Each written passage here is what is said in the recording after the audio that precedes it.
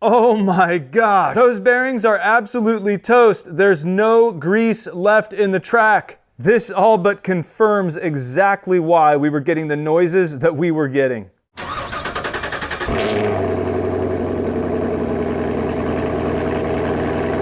So how do you know when your alternator's bad? Well, it's when it sounds like this. This is the sound of an internally failing alternator. The thing is, there can be many different odd sounds coming from the engine compartment. So how do you know when that sound is the alternator? You could poke around and use your ear and just make an educated guess, or you can really pinpoint it with something like this.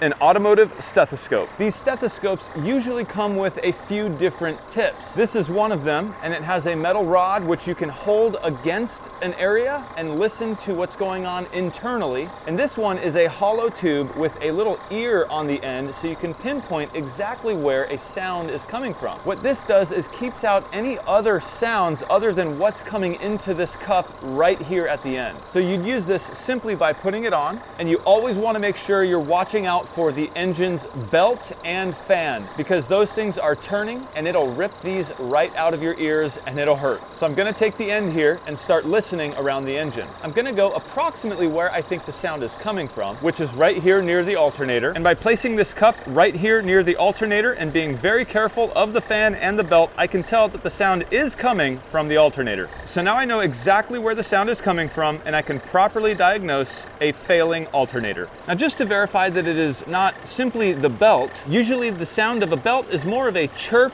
or a squeaking sound. And one thing you can do to test whether it is the belt or not is to spray a little water on it.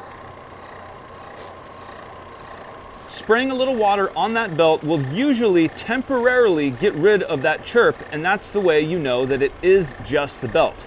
In this case, that didn't happen, and that's because it is the alternator itself. The thing is, alternators can be a bit tricky to diagnose. And here we get an example of that. Even though my alternator seems to be failing internally, you can see my voltmeter here is exactly where it needs to be. I have no check engine lights on, so nothing here on the gauge cluster would indicate that my alternator is failing. Under the hood is a bit of a different story though, because we can hear that the alternator is making a noise. So even though it is currently producing the correct voltage, we do know based off the sound that something is going on internally and it is time to change it. First thing you want to do is take your new replacement alternator and compare it to what's in the car now. By looking at this shiny new one, I can see that the brackets are the same, as well as the location for the plug. Now that we've confirmed we do have the correct replacement alternator, I'm going to remove the negative side of the battery. I've zip tied this battery cable out of the way just so it doesn't accidentally come back into contact with the battery. We don't want to cause any computer problems. Next, I can work on removing this alternator. In this case, it's a bit tight under here, so I'm going to have to loosen or remove this bracket as well as a few other things. So it looks like this air conditioning line is going to be in the way, which hopefully I can just remove this bolt, and that should give me enough movement with this air conditioning line. And this bracket is also going to be in the way, so I'm going to remove these two bolts as well as this one in here.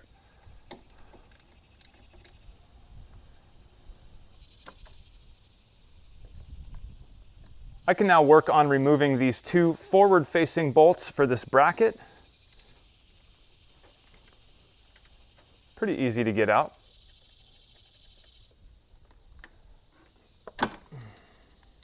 And with all the bolts removed from this bracket, I now have as much leeway as I need to remove that alternator. That being said, I can see now that this loom of wiring is in the way, and it is held in with this bracket. I now need to remove this bolt. With all of these brackets and everything loose as needed, the next step is to remove the serpentine belt from off of the alternator. And to do that, we're going to take a look at this tensioner pulley. Looking at this tensioner pulley, we can see there is a square hole right about there. That square hole is meant for a 3/8 ratchet end like this. And that 3/8 end should fit squarely in the hole. And once it's fully seated in the hole, we can use our 3/8 ratchet, or in this case, a breaker bar, and push over to remove the tension off of the belt. With the tension removed off of the belt, we can go ahead and just remove the belt from the alternator. Next, we can work on removing the first of the 3 bolts that hold the alternator in. Okay, for the bottom bolt on this alternator, it is unbelievably tight and very hard to get to. There's no way you're gonna fit a ratchet down here. This hose right here basically doesn't move, even though the other ones do. There's just no way that's gonna work. So what I did instead was used a 15mm wrench. You can see here, I'm able to fit that wrench onto the bolt, and even though this wrench is a bit long for this, I was able to push it down, loosening the bolt all the way. All right, with our alternator completely loose now, we can work on removing the electrical connection. You can see this plug right back here, and we simply have to detach it just like that. With the alternator rolled forward, the last thing we need to do is disconnect this charging wire. By removing that boot, we do now have access to the nut, and we can simply use an extension and a deep socket to remove it. All right, we're removing the nut from the back of the alternator here. Got to be very careful not to touch that negative side of the battery with your ratchet.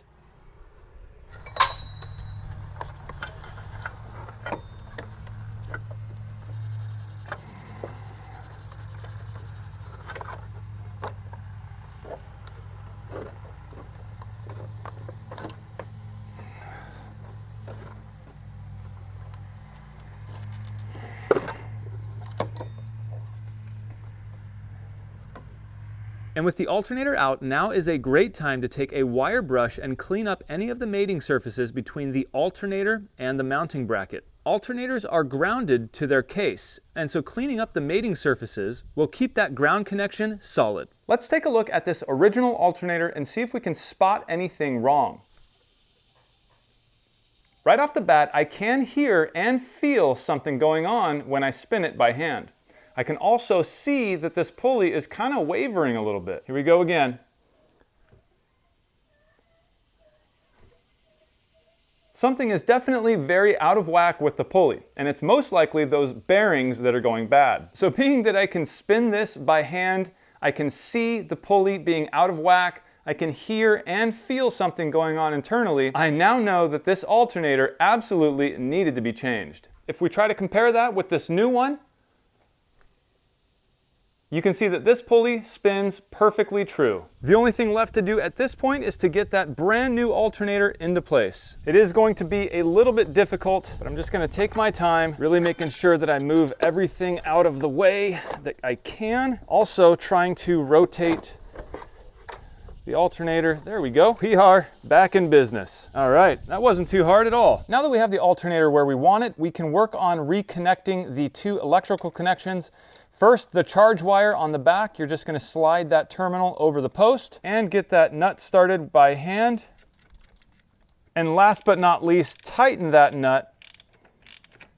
And with that nut tight, we can put the protective boot right back over top. And with that done, we can simply reconnect this electrical plug. Now we'll go ahead and line up the alternator and slide in those original mounting bolts and try to get them started by hand. All right, I think we got one of them. And of course, when you have one of them started, the second and third go a lot easier. With the alternator fully reinstalled, everything reconnected, and the belt on, we can start this thing up. All right, here we go.